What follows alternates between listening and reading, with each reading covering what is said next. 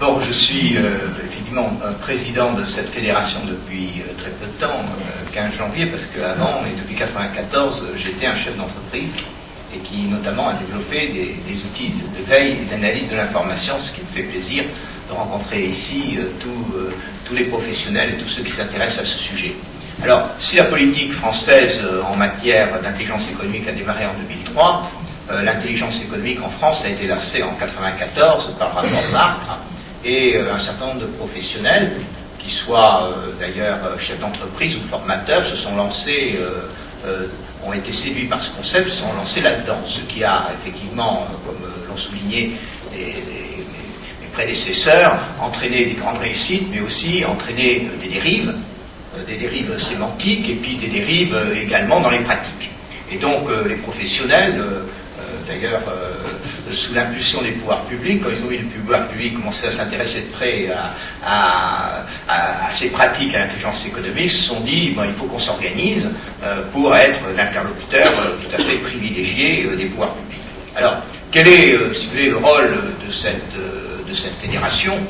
C'est tout simplement, si vous voulez, d'essayer d'organiser un peu la profession, et en approfondissant le contenu concret des différents métiers, et notamment des métiers qui font appel à ces outils, puisque en fait ce concept d'intelligence économique regroupe des métiers qui sont tout à fait nouveaux, mais également des métiers anciens comme celui de documentaliste, mais qui connaît une révolution complète avec l'apparition de ces nouveaux outils, et sur lequel effectivement il y a des révolutions culturelles à faire.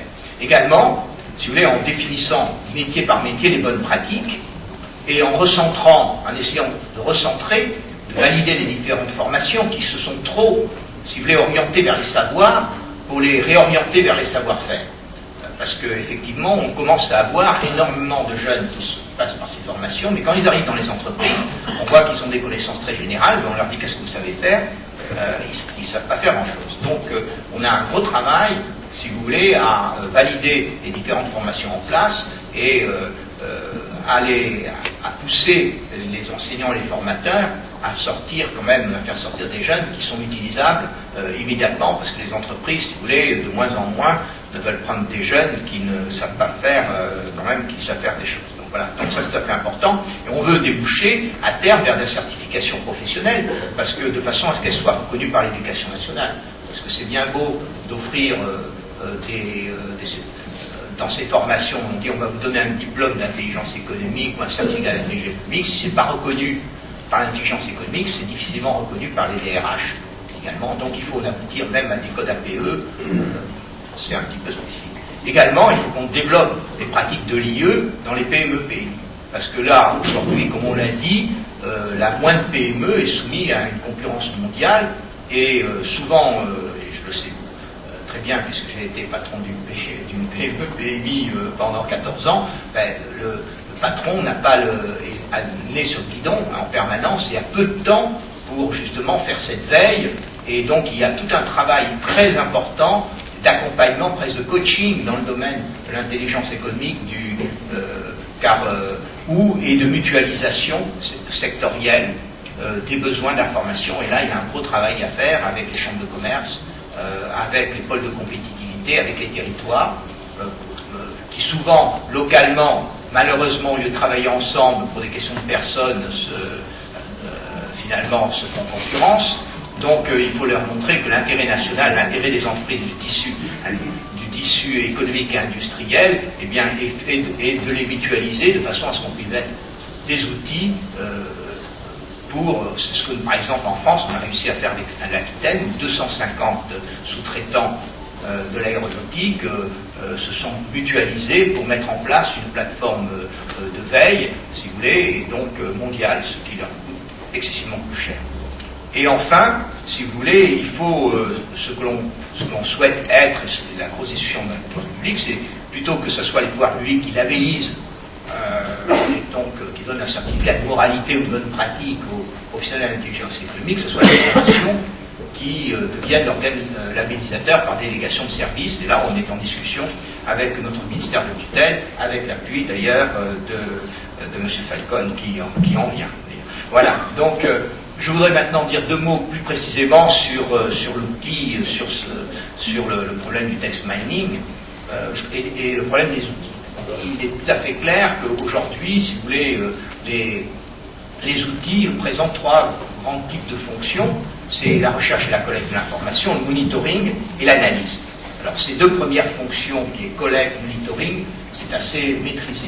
On est, si vous voulez, c'est un petit peu comme aujourd'hui, quand on achète une voiture, ça fonctionne.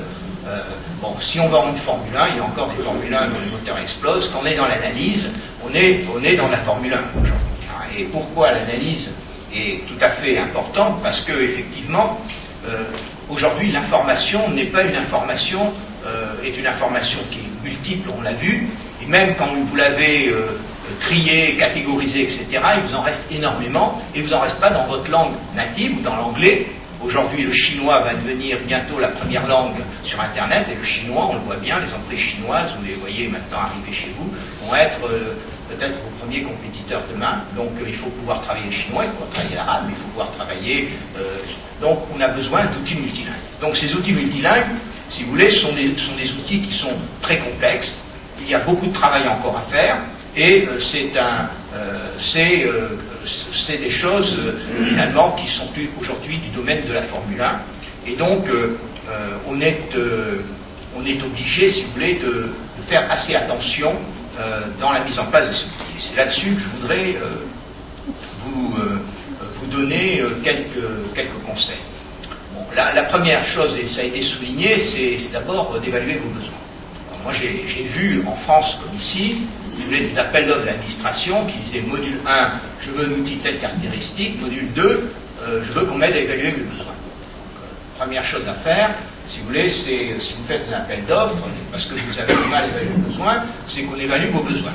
Deuxièmement, si vous voulez, c'est ce qui est important, c'est il faut les tester, ces outils.